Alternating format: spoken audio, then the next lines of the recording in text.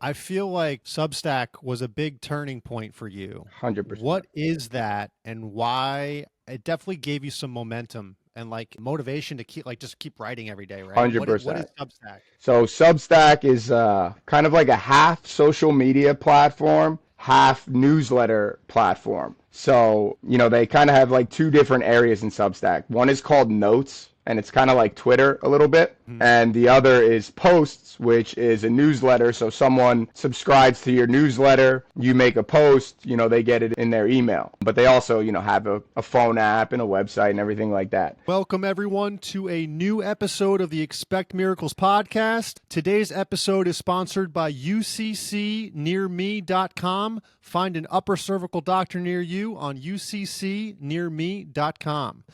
Today, we have one of my favorite guests in the world, my best friend since the fourth grade, grew up in the same neighborhood. He has written his first book. It is officially out. It's called The Hell or a Hangover, and I'm so excited to dive into this. It's been one of his dreams to write this book, and it's come into fruition, and it's been a long journey, and I'm excited to jump in here. So without further ado, please welcome Alex Muka. How are we doing, my How guy? we doing, Pax? Oh, miss you, man. We miss you in Jersey. I miss you too. I know. I'm gonna be coming up for an extended visit in December. Perfect. Need to hear that. I need to get down there Uh, though. That's yeah, what needs to happen.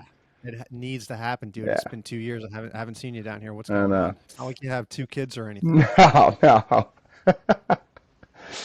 Oh man. Little cheers, love. All right. Cheers, cheers, cheers. Going for the buzz here tonight. That's it. All right, my guy. So, as I stated before, one of my best friends in the entire world. I don't need to know your background, your life story. I know what it is. And you, from a very, very young age, have always been devouring books like abnormally. Like, usually, kids that are 9, 10 years old don't love to read. Your parents couldn't keep you out of a book. And you usually don't Yeah. see that. What's going on there? Dude, I honestly have no clue like where it came from. Like I was just drawn to books like well, my dad is like a early to bed, early to rise type of guy. So we were Mm, all in bed like 8 o'clock, and I'd get up and do homework in the morning, and I'd end up just like reading books in the morning every morning, and then yeah, it just kind of grew from there all the way to football camp senior year of high school. I was a captain of the football team, and hmm Harry Potter, the last book, came out. So I had no choice but to bring it to football You camp. got murdered. And I got Yeah. so much crap for that. Yeah, oh my God. They were just ripping me, but I had no choice. It was the last Harry Potter. I had to read it. Of course. And Yeah. when did you actually decide that you wanted to write a book? Well, it's actually kind of funny like this book. So I kind of like wrote little things here and there, and I didn't really like any of what I was writing.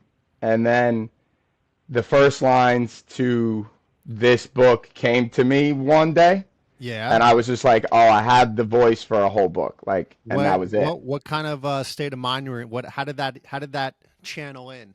It was a morning. I just woke up because like I started trying to wake up every morning to write, and I just woke up one morning and the first sentences hit me, and they're still the first sentences of the book, and I couldn't get the sentence out of my head. It's Really? yeah, it's here. I'll read it Go from for it. from the book, the first sentence, and I couldn't stop from there. It's every night starts the same. The pregame, the debauchery before the debauchery, an excuse to get drunk before the actual drinking starts. Oh my goodness. And that was That it. I was was it. like, oh, I have the voice to carry me through writing a full book. But it's been And a long time since that line came to me. So and so was this book inspired by true events? Is it like would you say it's it's fiction, or was it Yeah, like part of your story and what yeah. you were around? I would say it's mostly fiction, right? Like Yeah. 80% fiction, but 20% is kind of just like experiences of being young and drinking too much and doing crazy stuff. But the whole plot, like the plot of the book, never happened to me. The plot is Lou Kennedy is 25 years old. The book takes place in 2015, and he's 25 years old, drinking too much, doing drugs, just being a Hmm. total screw up. And he meets this girl out one night, and he has no intention of settling down or anything. Like he's in the prime of his 20s, and he meets this girl, and he like immediately kind of falls for her, and they go out and they're drinking, and he ends up blacking out and waking up in his ex-girlfriend's bed. And His it's ex-girlfriend's bed. yeah. And the kind of like the genesis of the idea was, what would millennials like us do? Like, when we were young and we were like, you know, you meet a girl or something, and then you go right to look at her Instagram or right to look at her Facebook, back in the day, to, kind of, See who learn, she is, right, where learn, she's been. Yeah, right, absolutely. exactly. So, Lou Kennedy wakes up in the morning, and he doesn't know how he got there, and then he starts to try and find her online, and he can't.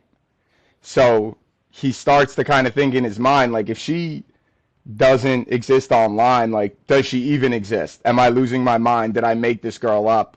And the book takes place over a week of him kind of trying to find her and see if she's real, and if she's not, he's losing his mind type of deal. So And so usually I'm assuming if you're writing a book, you have a couple inspirations or writers that, you kind of read throughout your life and then you kind of take their spin on it and make it your own. Is there any writers that you were like, this is yeah, well, the first book I ever read that I was like, oh, I want to do this is called Bright Lights, Big City by Jay McInerney.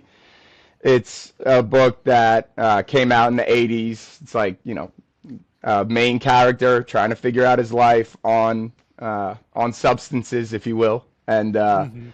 I read that book, and the whole book is in the second person, which is, really interesting. And I read that, and I was like, I want to do that. And Mhm. I love a lot of other writers, like writers that I could never do what they do. Like Jim Harrison is one of my favorite writers. Zora Neale Hurston is another one of my favorite writers. But when I read Bright Lights, Big City, I was like, that's what I want to do. And so, Mook, this hasn't been exactly an easy process, right? You've been through a lot getting this book physically in your hands. You have it at this point. Show it up to the camera here. Yeah, yeah. Hell or a This is Hangover, uh, this is the proof available on copy. Amazon, Yeah. proof copy. Yeah. Now, so what was the process of, writing the book and then let alone, and now you have this book and it's like, I'm sure it's like, what the hell do I do with it now?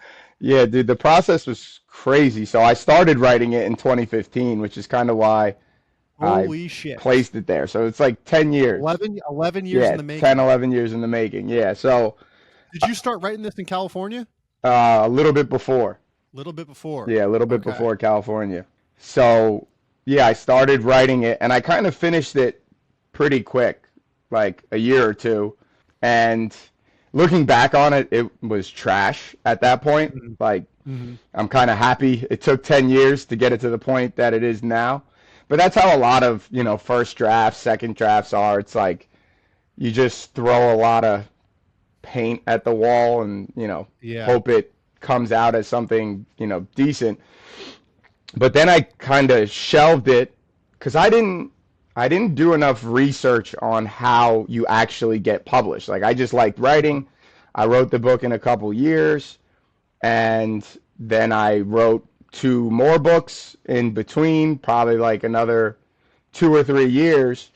And then By that time, I met my now wife, and she actually the first maybe second night we met, I mentioned that I wrote a book, and she was so nervous because she's like, if this kid shows me some trash, like I like him right now, but It's over. if he shows me some trash, this is gonna be brutal.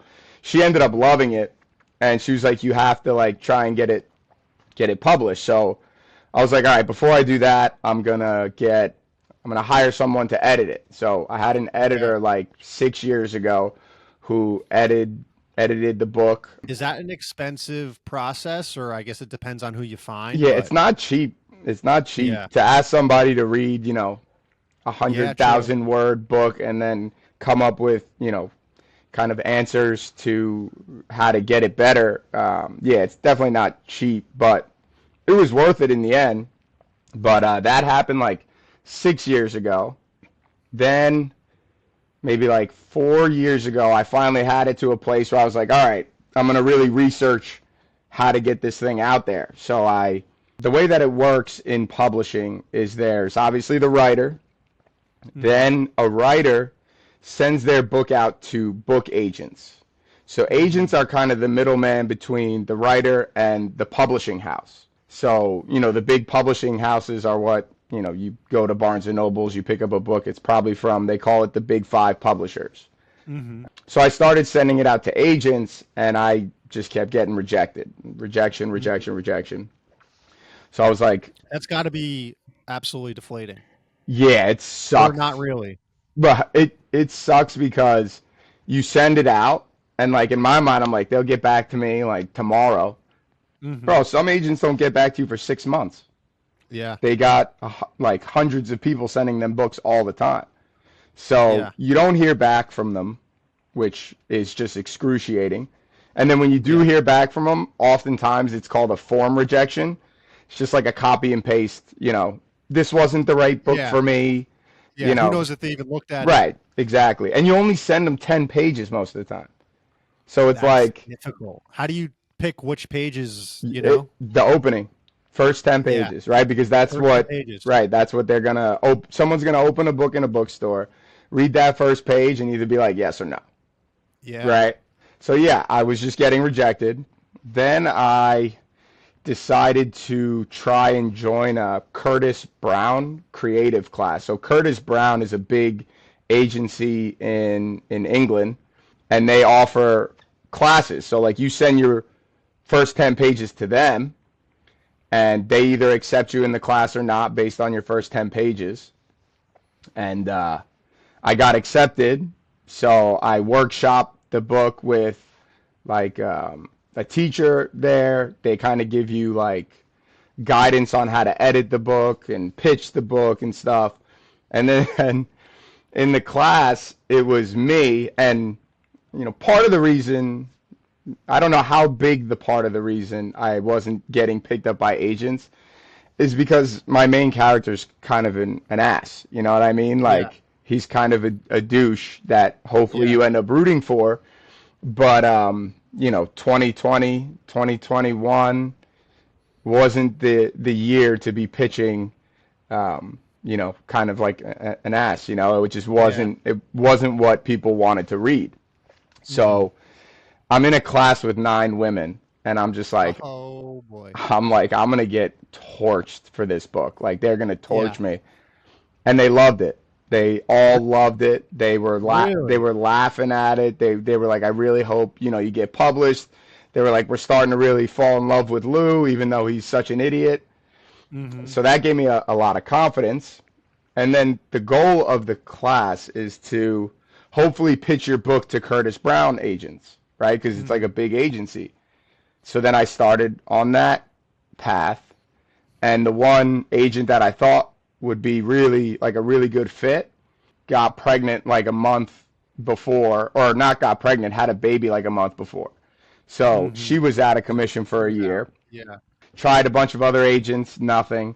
Then for the next year and a half, tried pitching again after taking that class. They kind of guide you on how to pitch, how to make it's called a query letter, which is what you send out to the agents along with your 10 pages. And then, another few years go by and just rejection. I mean, I have an Excel document with all the rejections, and it's a solid number. It's in the hundreds of Holy rejections. shit, man. Yeah. So I thought maybe this book wouldn't be the one that would get Yeah. published. And turns out it didn't get published by anybody. I did it myself, Yeah. but yeah, it was, it gets you down a little bit, but like I wasn't gonna just give up because some agent said they didn't Right. like my book. Like I like it. I think it's Yeah. good and I'm confident in it. I'm confident Yeah. in what I like and I like it. Yeah. So then I finally when I joined Substack, I found this guy named Ross Barkin. He actually runs like a literary magazine called the Metropolitan Review. It's really good. Hmm. And I reached out to him, kind of about my book, and he was like, man, that sounds really interesting. If it doesn't work out with agents, like give it 6 months and then just do it yourself. And I was like, Yeah. What? do it myself, like, That's and an option. yeah, and it's also like kind of frowned upon in the mainstream publishing world to self-publish. Hmm. But he was like, here's 5 amazing self-published books I just read. And I was like, really? So he sent me these books. I read them. They were all terrific. So I Yeah. was like, oh, this is doable. You know what I Yeah. mean? And then that was it. I just started researching that, and now here we are. Book's out. How do you self-publish these days? Luckily, we live in a time where it's like, you know, it's not that difficult. Like if you put the effort in and if you do your research, it's really not difficult. So there's two really big self-publishing kind of websites. So you got Amazon KDP, that's Kindle Direct Publishing, I think that's what it stands for. So you send your book to Amazon, and so what they do is they print the book. Hmm. So like, I'm selling the book for however many dollars. They minus out the cost of what it costs them to make the book, and I get a cut of the leftover. So it's nice because you don't have to like sit there and buy 500 copies. They Hmm. just print it every time they get an order. They print it and send it out. They print it and Hmm. send it out. So And I feel like Substack was a big turning point for you. 100%. What is that, and why? It definitely gave you some momentum Oh yeah, and motivation to just keep writing every day, right? What is 100%. Substack? So Substack is kind of like a half social media platform, half newsletter platform. So, they kind of have like two different areas in Substack. One is called Notes, and it's kind of like Twitter a little bit. Hmm. And the other is Posts, which is a newsletter. So someone subscribes to your newsletter, you make a post, they get it in their email. But they also, have a phone app and a website and everything like that. But yeah, I think I started it because I've been telling you boys I write every morning at 4:30 Hmm. a.m. and I had nothing to show for it after like 10 years. I was like, I got to Hmm. prove to these guys I can actually write. So Yeah, that's like part of the reason why I started one. I was like, I just want to make the boys laugh, send them a couple newsletters. and it took off. But then yeah, like I just met so many cool people on Substack. Like this one guy, his name is Andrew Borrega. He wrote a book. His debut came out maybe like a year and a half, 2 years ago. It's called Victim, and Uh-huh. it's a hilarious satire. Like it's amazing. I highly recommend Victim by Andrew Borrega. Self-published? No, he's the real deal. Like he's Yeah. got an agent. It was a big kind of debut. And I reached out to him one day, like just, hey man, would you be a beta reader? So a beta reader is like someone that'll read your book and just kind of say whether they liked it or not. Yeah. And he was like, no, like I'm not gonna beta read it, but I'll help you, like I sent him my query letter, my pitch or whatever, and he kind of gave me some critiques on it. but we kept talking over the years. And then when I decided to self-publish, I think that's when he was like, okay, this guy's at least putting his money where his mouth is. You know what I Yeah. mean? And he's going to do it himself. And he decided to read it. And he gave me a nice little blurb for the book because he loved He it. wrote the forward, right? Yeah, so it was really really cool, and I've met a bunch of people like that, like these other two guys that wrote the blurbs in my book. One guy's name is Peter Schul. He Hmm. self-published the book called Why Teach, which is Hmm. really really good. And then another guy named Daniel Falaco. He Hmm. wrote a book called The Wayback Machine. Hmm. It's one of the best books I've read, in a very long time. It's called The Wayback Machine, and it's so funny. And both of those guys I met through Substack. I sent them my book early to see if they would, read it, and if they liked it, would they give me a blurb? And they both liked it and gave me a blurb. So it's just been cool to meet Yeah. writers. Like I, Yeah. I mean, like all the I don't know boys. any writers. Yeah, like and all the boys. I don't even know a reader hardly. Yeah. So Yeah. but yeah, it was cool, and I thought writers might be a little bit more like competitive, not trying to help other people, kind of like shutting them out, like I made it, Yeah. screw you kind of thing. Yeah. And no Yeah. one's like that. Like at least the people Yeah. I've interacted with, they're all really They're genuine rooting for you. people, really want, to help. So if I'm in that position one day, hopefully I can help somebody. But we'll see how the book does. And so you've probably gotten a lot of feedback on this. And who do you find, which type of reader do you find really enjoys this book?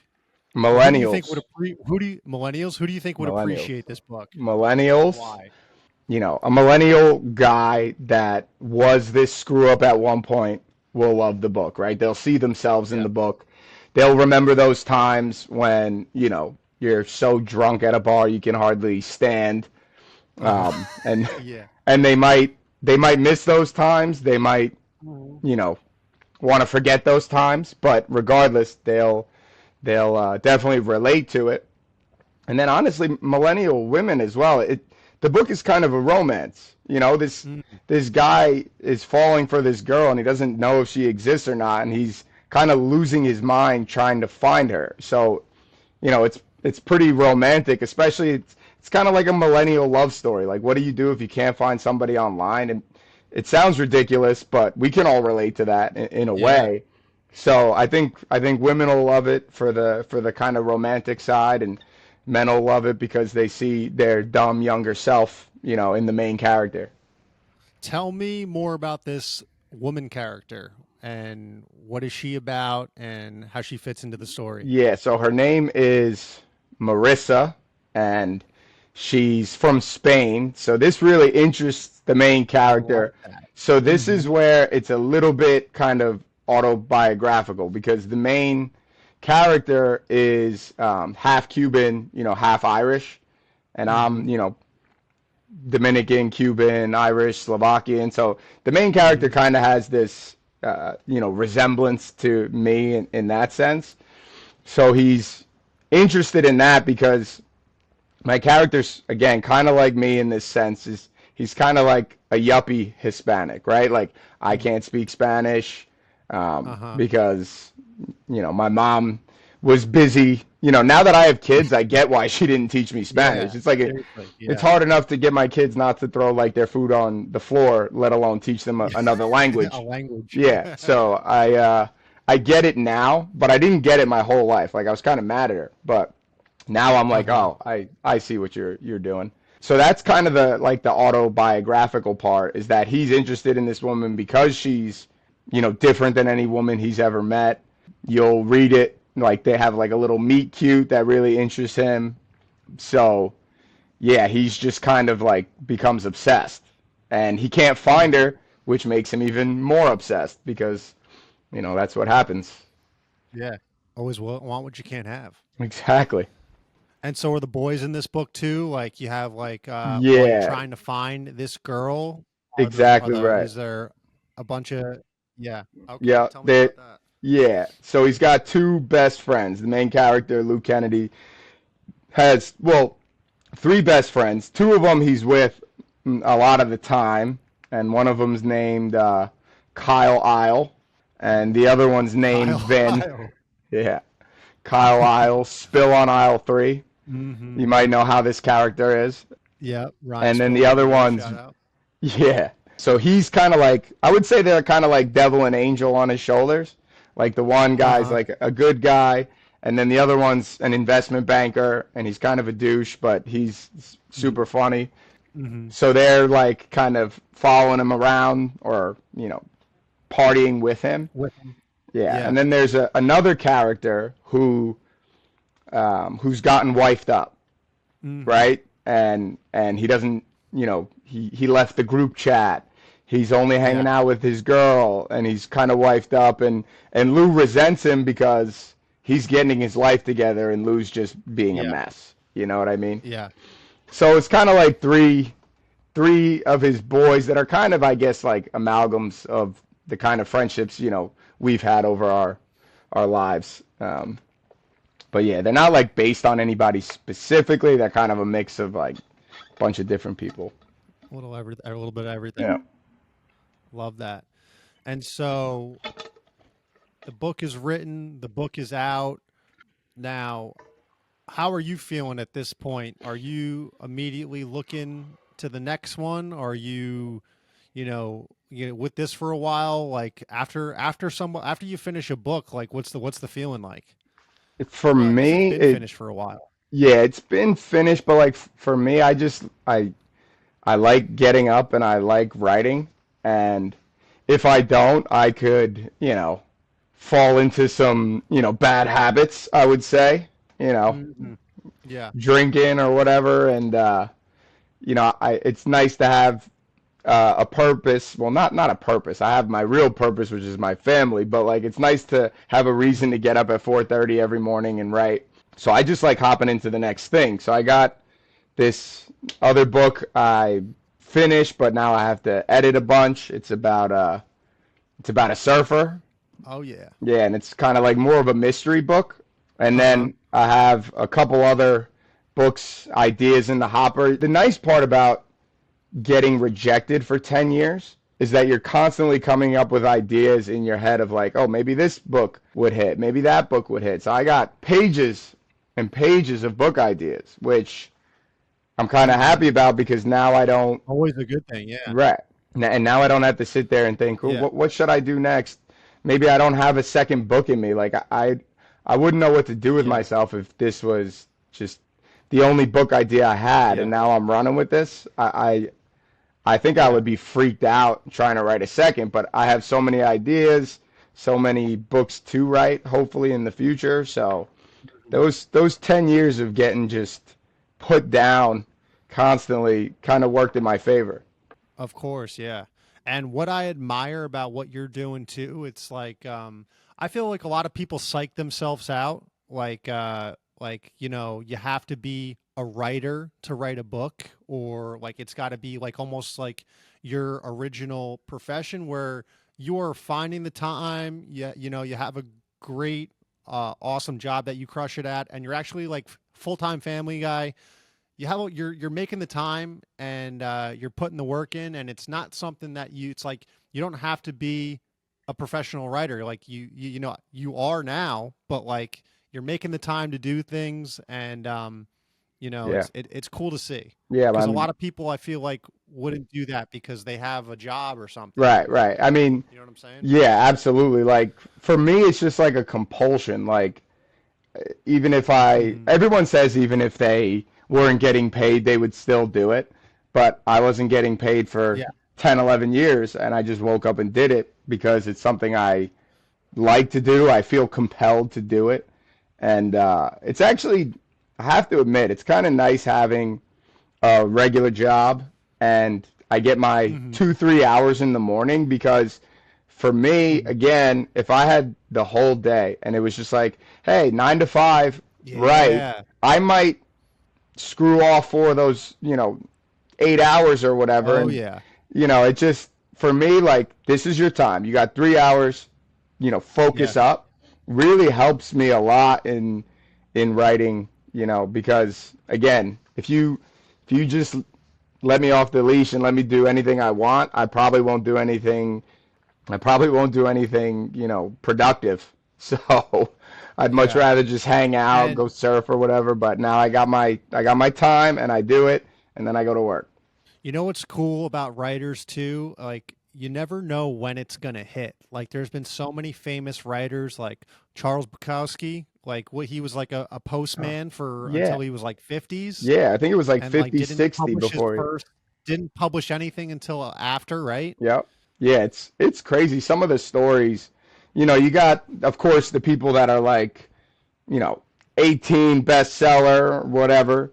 But then you got the people that don't get discovered for like their entire lives. I mean, there's writers that didn't get Sometimes until discovered. after death. Bro, it's insane. Like, imagine there's Yeah. books that are some of the best books ever, and those authors have no idea that people like put their books on like the highest level. It's crazy the way that books work, and I've learned a little bit about the publishing industry throughout all this, and it's a tough business, man. Like, it's Mhm. not like other creative businesses because when you give somebody a 250-page book, you're asking for a lot of time out of their life, Yeah. right? Like, you're not asking them, hey, listen to this 3-minute song. You know what I mean? You're asking them to take hours and hours out of their life to read this. So it's not an easy it's not an easy creative business. And if you're in it to make money, you're Mhm. probably in the wrong business. There's like Yeah. 10 authors that make like millions of dollars and everybody else is just fighting over the scraps. Yeah. So it's not. Hell, J.K. Rowling didn't Yeah, start until like nuts. way later. Nuts. And now It's they have crazy. and now they have theme parks from her Yeah. book. I mean, Dude, insane. her success Um, story is so nuts. So nuts. it's insane, dude.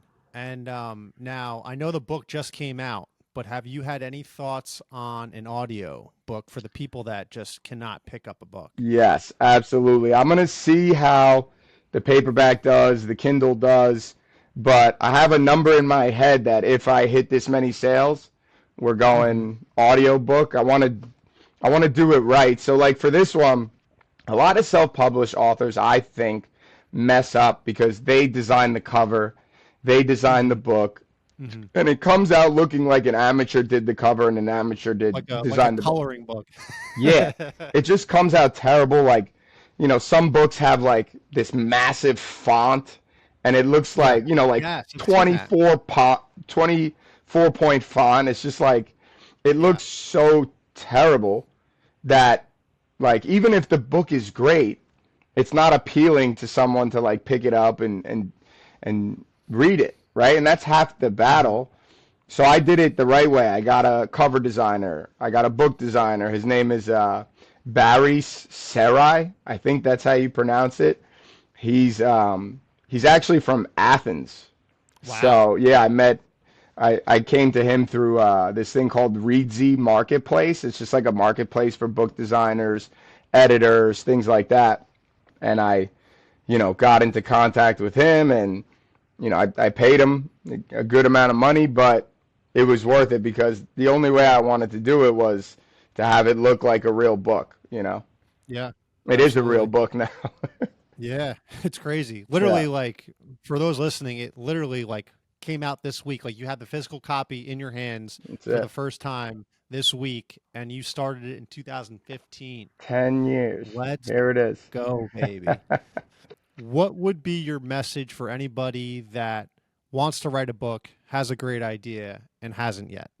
I think it would be if you have good taste, right? So if you like good books and you know what you like about them and you have a vision for yours, don't deviate. Don't let an Mm, agent or some, body that read it knock you off that vision.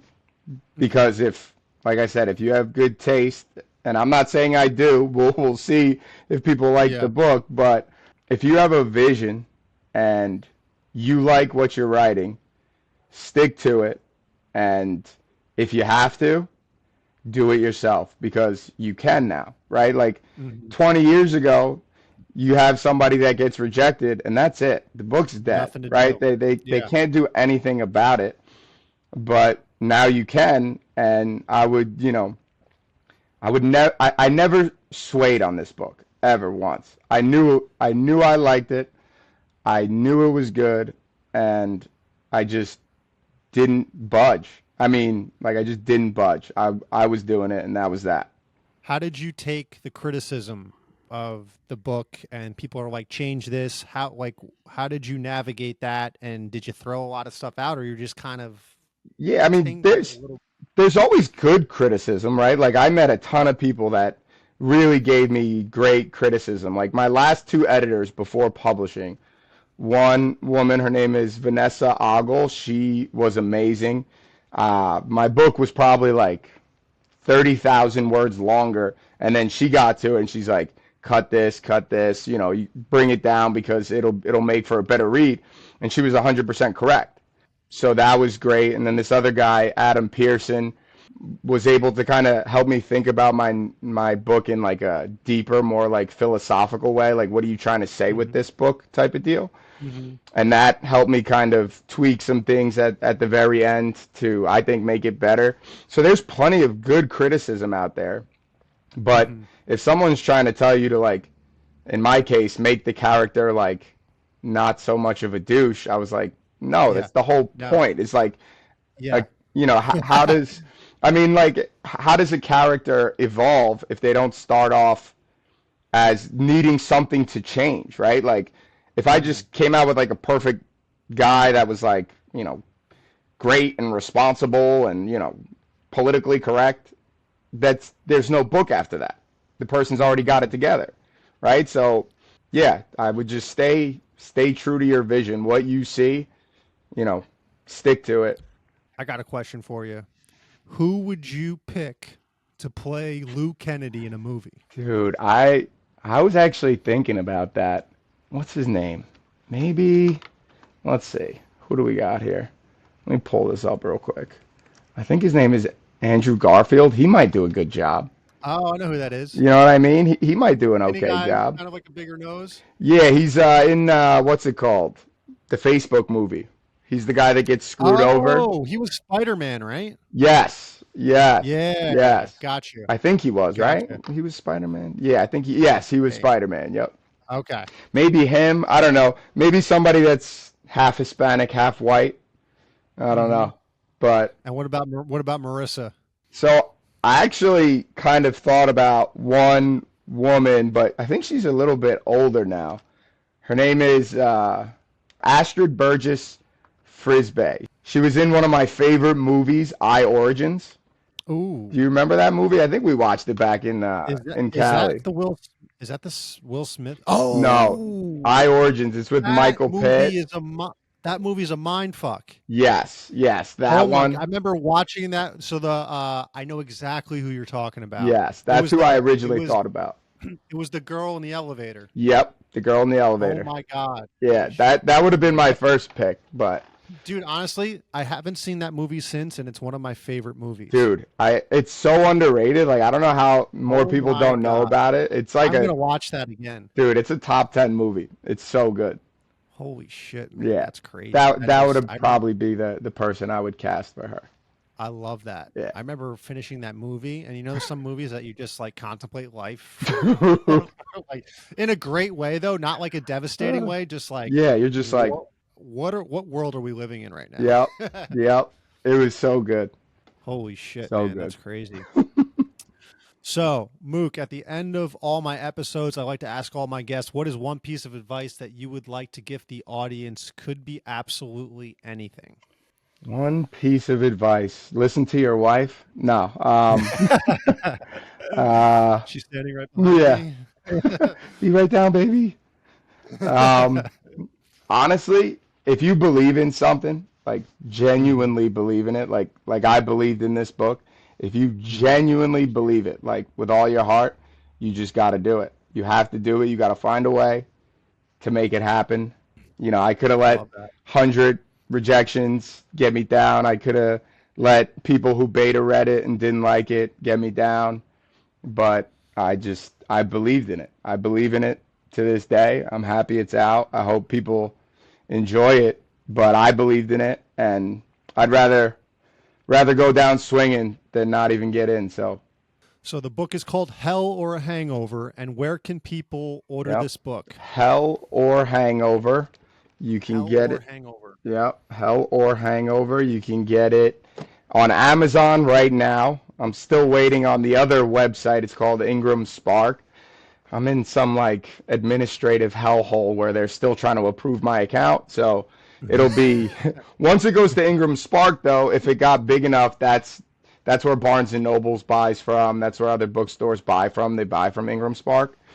So but right now, Amazon, Hell or Hangover. Yeah. Get a copy. Beautiful. And where can people find you? What's your Substack handle? And anywhere else people can find you on social media? Yeah, so my Substack is the same name as the book, hellorhangover.com.